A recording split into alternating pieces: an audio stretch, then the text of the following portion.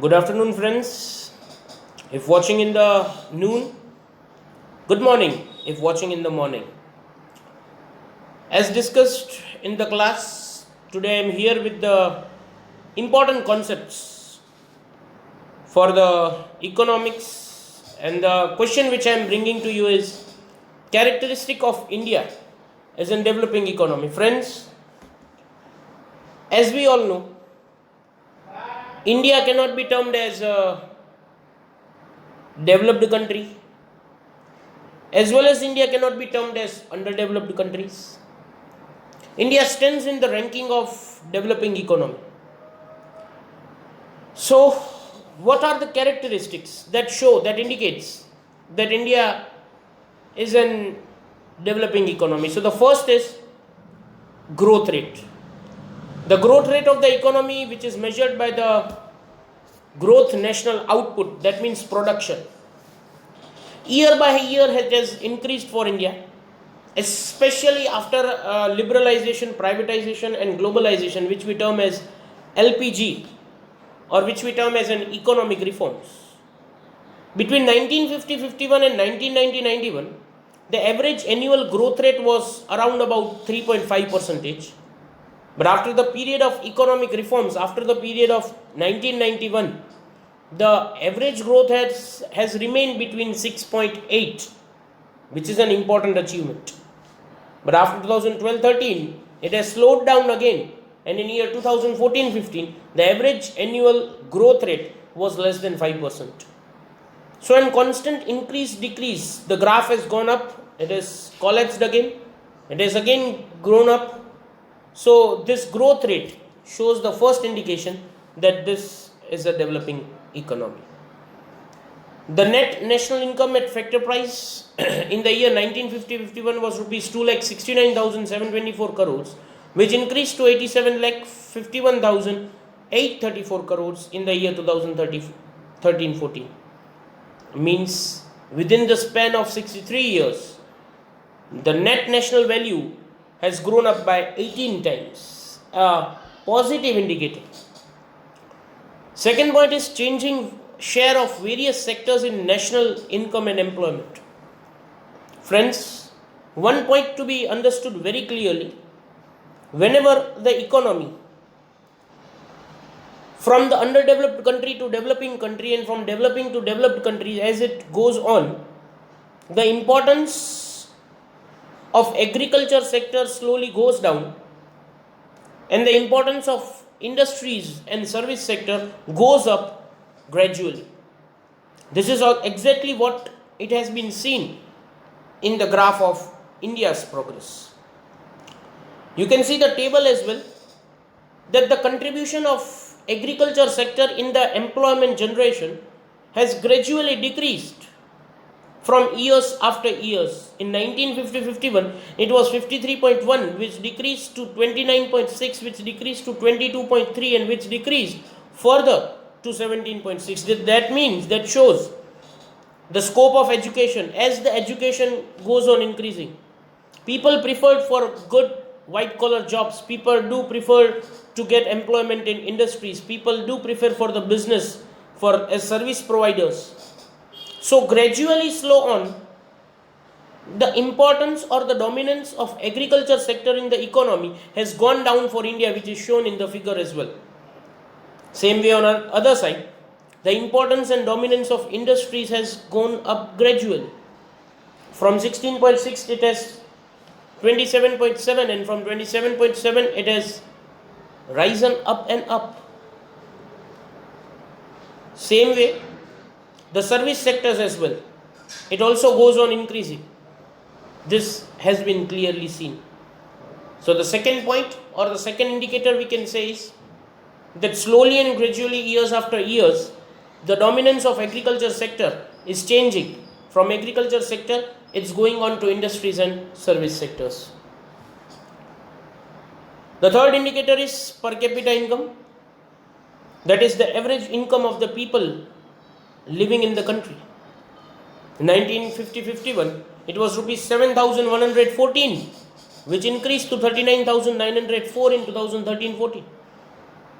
So within the span of 63 years, it has increased approximately by 5.6 times. Clearly shows a progress in the economy.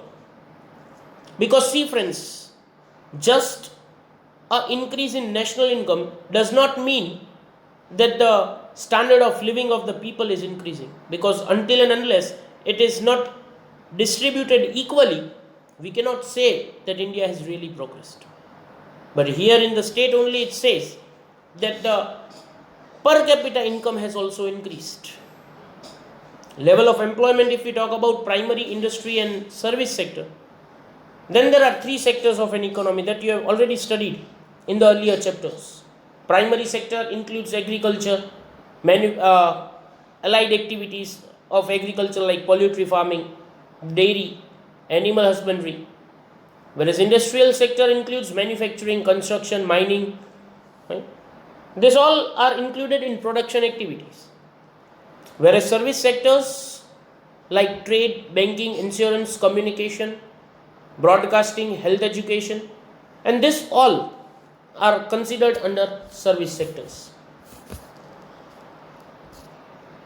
In India, in year 1951, the contribution of primary sector of employment was 72.41%.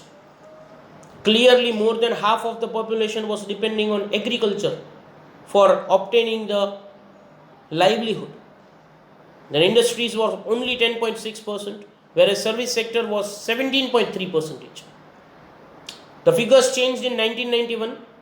The primary sector, it decreased to 66.9%, whereas industrial sector and service sector showed a hike of 12.7% and 20.4%. The state says that in primary sector, the employment opportunity have decreased as the years have passed. On other hand, the contribution of industries and service sector have increased in employment generation. If we talk more than in year 2001, the share of primary sector still decreased to 56.7. Industries increased and service sector increased to 18.2 and 25.2%.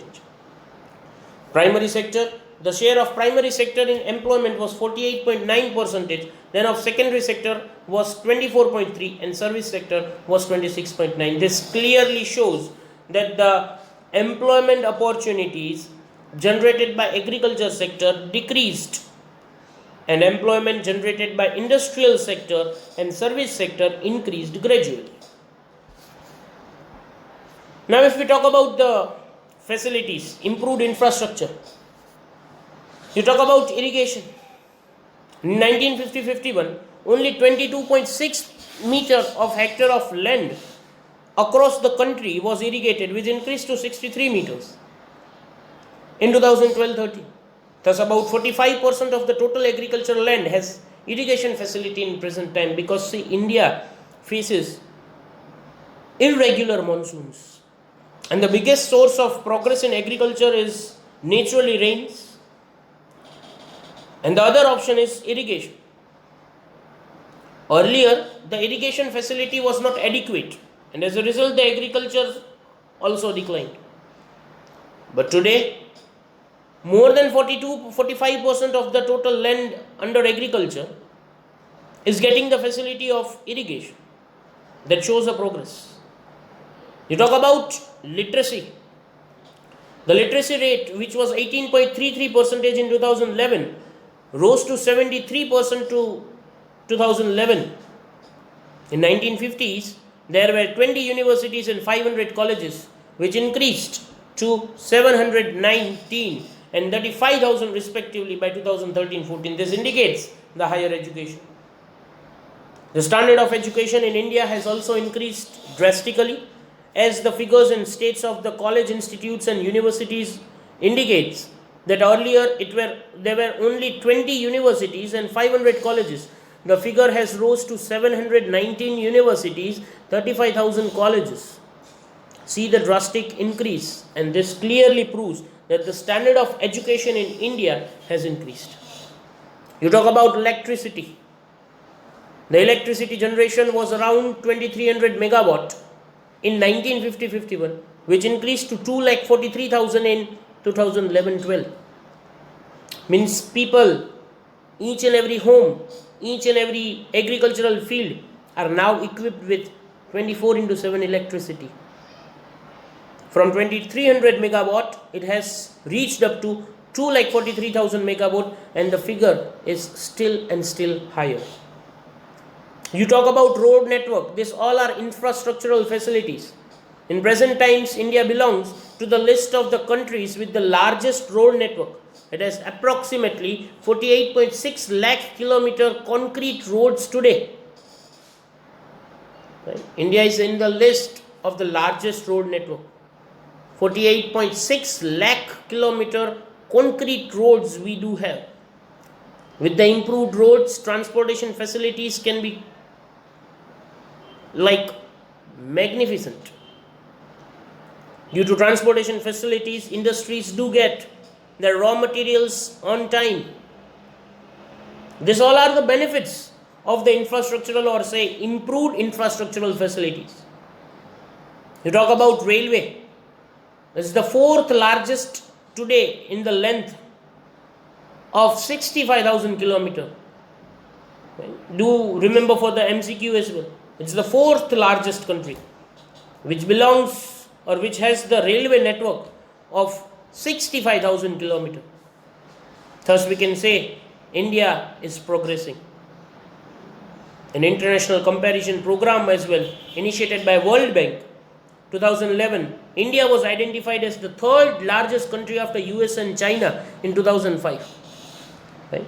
So the world report states as well that India is progressing, and from the above all these points you need to mention in the exam, we can say that India is a developing country. This way, the questions which I have made you write will be uploaded. I hope you will see the video properly. In case of any doubts, you can ask me. Wait for the next video. Have a nice day.